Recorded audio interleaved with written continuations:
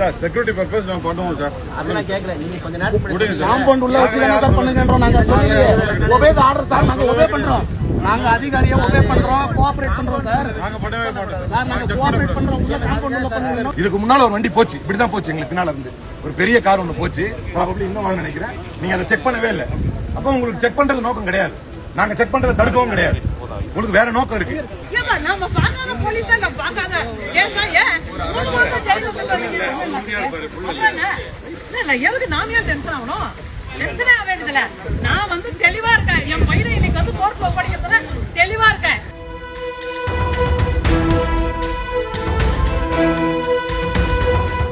Gen Z திமுகவின் மேடை பேச்சாளராக அறியப்படும் அன்பானந்தம் அண்மையில் முதலமைச்சர் விஜய் குறித்தும் அவரது குடும்பத்தினர் குறித்தும் முகம் சுளிக்க வைக்கும் வகையில் பேசி சர்ச்சையில் சிக்கினார். இப்ப நானும் நம்மளோட முதலமைச்சர் இருக்காரு இல்லையா, ஜோசப் விஜய் அவர்கள், அவர் மாதிரி உங்களை கலட்டி விட்டுட்டு வேறொரு நடிகையில வேறொரு பொண்ணுடன் வெளியில போறது, ஃபங்க்ஷன் அட்டன் பண்ணலாம்னு இருக்கேன். நீங்க என்ன நினைக்கிறீங்க? அப்படியா? ஒன்னும் பண்ண மாட்டேன். சிம்பிளா சாப்பாடுல பாய்சன் வச்சிருவேன். அதனாலதான் சங்கீதா மேம்க்கு பனையூர்ல இடம் தரல போல இருக்கு. பாய்சன் வச்சிருவாங்கன்னா இது குறித்து வழக்கு பதிவு செய்த போலீசார் அன்பானந்தத்தை விசாரணைக்கு அழைத்தனர். ஆனால் அவர் ஆஜராகவில்லை. போலீசுக்கு பயந்து 8 நாட்கள் தலைமறைவாக இருந்த அன்பானந்தம் சரணடைய நினைத்து திமுக வழக்கறிஞரோடு காரில் தேன்கனிக்கோட்டை நீதிமன்றத்திற்குள் நுழைய முயன்றார். அப்போது போலீசார் காருக்குள் இருந்த அன்பானந்தத்தை கைது செய்ய முயன்றனர். அன்பானந்தத்தின் பெற்றோரும் வழக்கறிஞர்களும் போலீசாரோடு வாக்குவாதம் செய்ததால் பரபரப்பு ஏற்பட்டது. சார் செக்யூரிட்டி பர்பஸ் நான் பண்ணுவோம் சார். அதெல்லாம் கேக்குறேன். நீங்க கொஞ்ச நேரம் காம்பவுண்ட் உள்ள வச்சு தான சார் பண்ணுங்கன்றோம். நாங்க சொல்லி ஒபே தி ஆர்டர் சார். நாங்க ஒபே பண்றோம். நாங்க அதிகாரியா ஒபே பண்றோம். கோஆபரேட் பண்றோம் சார். நாங்க பண்ணவே மாட்டோம் சார். நாங்க கோஆபரேட் பண்றோம். உள்ள காம்பவுண்ட் உள்ள பண்ணுங்க. நீதிமன்றத்தை மதிக்கிறோம் சார். நாங்களும் மதிக்கிறதுனால தான் சார் சட்டப்பூர்வமான ஏற்பாடு ஆகும். அதுக்கு சொல்லுங்க சார். சட்டத்தை மதிக்கிறோம். வண்டி போகக்கூடாது. வண்டி சார் இந்த வண்டி செக்யூரிட்டி பர்பஸ் பண்ணோம். ஓபன் பண்ணுங்க. எல்லாமே முன்னால ஒரு கார் போச்சு. அதெல்லாம் செக் பண்ணவே இல்லை. நீங்க எங்களுக்கு 2 கார் போச்சு. ஒரு கார் பத்தி 2 கார் செக்யூரிட்டி பர்பஸ் இல்லீங்களா? இதுக்கு முன்னாடி ஒரு கார் போச்சு. Party sir. நீங்க பாரபட்சமா செயல்படுறீங்க. இதுக்கு முன்னால ஒரு வண்டி போச்சு. இப்படி தான் போச்சு. எங்களுக்கு பின்னால இருந்து ஒரு பெரிய கார் ஒன்னு போச்சு. ப்ராபபிலி இன்னும் வாங்க நினைக்கிறேன். நீங்க அதை செக் பண்ணவே இல்லை. அப்ப உங்களுக்கு செக் பண்றது நோக்கம் கிடையாது. நாங்க செக் பண்றதை தடுக்கவும் கிடையாது. உங்களுக்கு வேற நோக்கம் இருக்கு. நம்ம பார்க்காத போலீஸா நம்ம பார்க்காத கேஸா ஏன் 3 மாசம் ஜெயிலுக்கு போறீங்க? இல்ல எதுக்கு நாம ஏன் டென்ஷன் ஆகணும்? டென்ஷனே ஆக வேண்டியதில்ல. நான் வந்து தெளிவா இருக்கேன். என் பையனை இன்னைக்கு வந்து கோர்ட்ல ஒப்படைக்கிறதுல தெளிவா இருக்கேன்.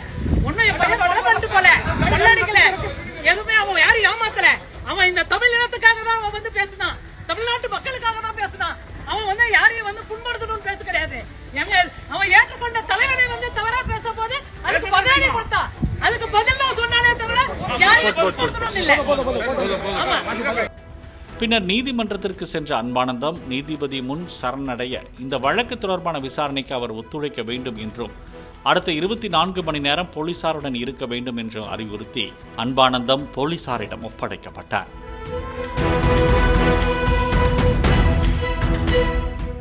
இந்த வழக்கின் அமர்வு தேன்கனிக்கோட்டை நீதிமன்றத்தில் நீதிபதி தினேஷ் குமரன் முன்னிலையில் நடைபெற்றது. குற்றம் சாட்டப்பட்ட அன்பானந்தம் பேசியிருந்த வீடியோக்கள் பென்டிரைவ் மூலம் நீதிமன்றத்தில் சமர்ப்பிக்கப்பட்டது. அந்த வீடியோக்களை பார்த்த நீதிபதி குற்றம் சாட்டப்பட்டவர் தனது மனைவியுடன் இணைந்து முதலமைச்சரின் தனிப்பட்ட வாழ்க்கை குறித்து இழிவான கருத்துக்களை தெரிவித்துள்ளார்.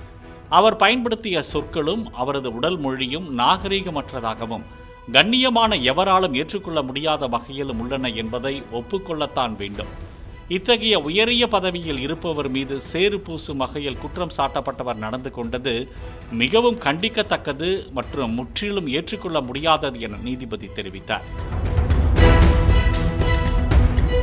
அரசு தரப்பு வழக்கறிஞர் ஆஜராகி பேசும்போது மின்னஞ்சல் மூலம் நீதிமன்றத்திற்கு வெடிகுண்டு மிரட்டல் விடுத்ததாக கர்நாடக காவல்துறையின் 2 வழக்குகளிலும் குற்றம் சாட்டப்பட்டவருக்கு தொடர்பு இருக்கலாம். எனவே அந்த வழக்குகள் குறித்து விசாரணை நடத்த அவரை இம்முறையும் காவலில் வைக்க வேண்டும் என்று தெரிவித்தார்.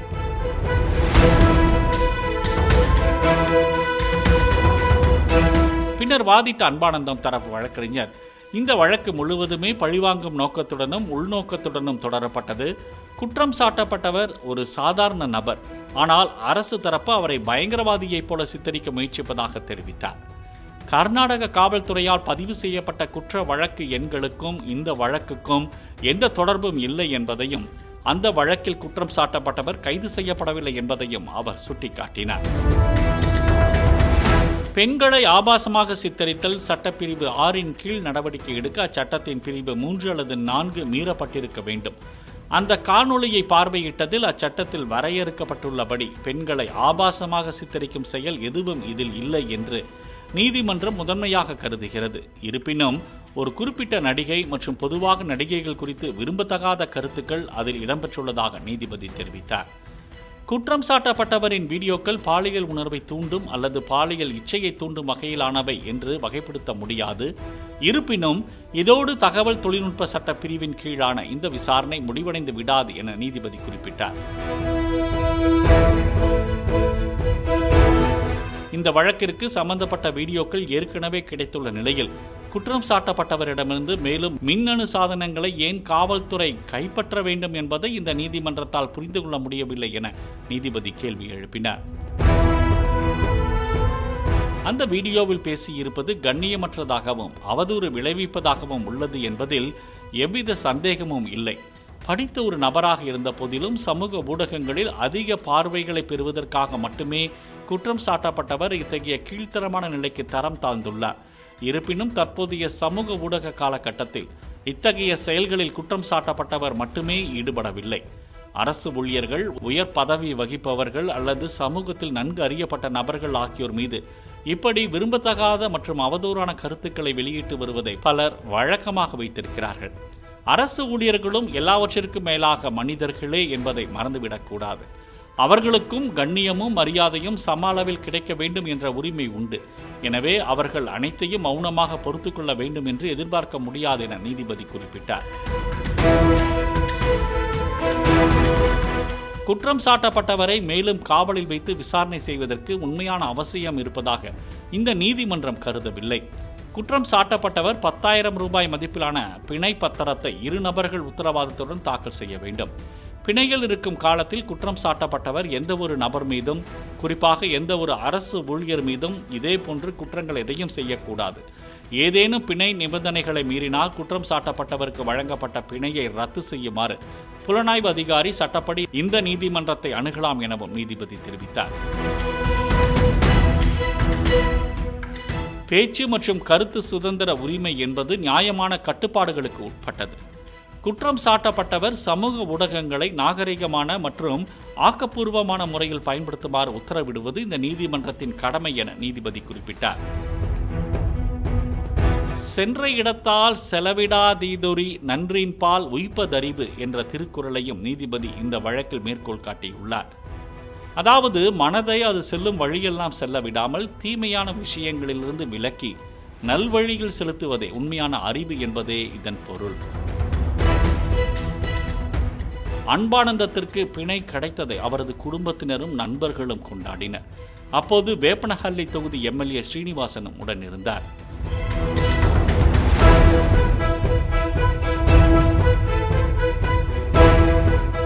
பின்னர் அன்பானந்தம் தரப்பு வழக்கறிஞர்கள் பத்திரிகையாளர்களை சந்தித்து பேசினர்.